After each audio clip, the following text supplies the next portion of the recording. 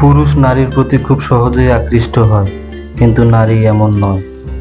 যদি কোনো নারীর ফাঁসি হয়, ফাঁসিতে যাওয়ার আগেও সে তার প্রসাধন ঠিক করার জন্য সময় চাইবে। যে পুরুষ একটি নারীকে বুঝতে পারে, সে পৃথিবীর যে কোনো জিনিস বুঝতে পারার গৌরব অর্জন করতে পারে।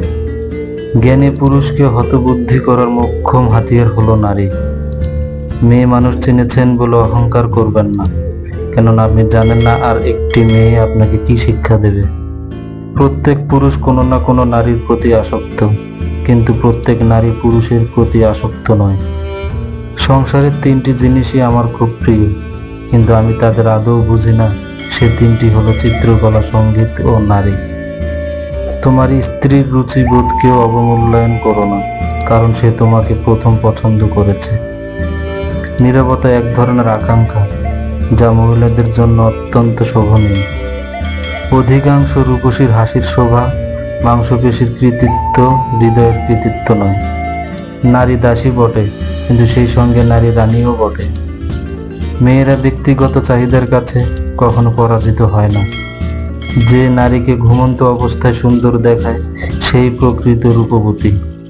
কাজল ছাড়া মেয়ে দুধ ছাড়া চায়ের মতো। মেয়েদের স্বভাবই হচ্ছে হালকা জিনিস নিয়ে মাতামাতি করা। মেয়ে জাতটাই হচ্ছে মায়াবতীর জাত।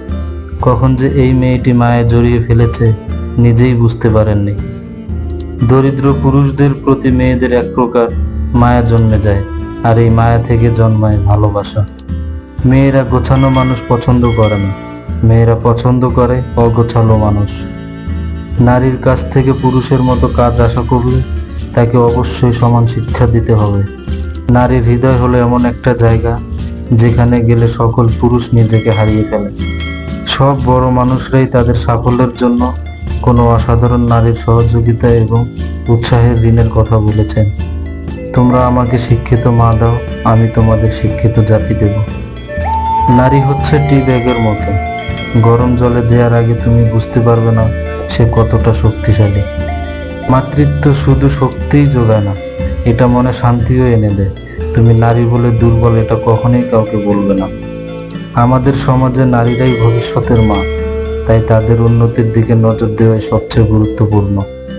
যে সমাজে শিক্ষিত, স্বনির্ভর, সচেতন মেয়ের সংখ্যা বেশি, সেই সমাজে বিচ্ছেদের সংখ্যাটা বেশি, বিয়ের সংখ্যাটা কম।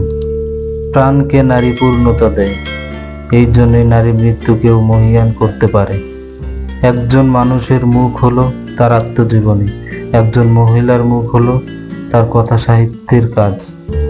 নারী না থাকলে পৃথিবীটা হতো না এত সুন্দর।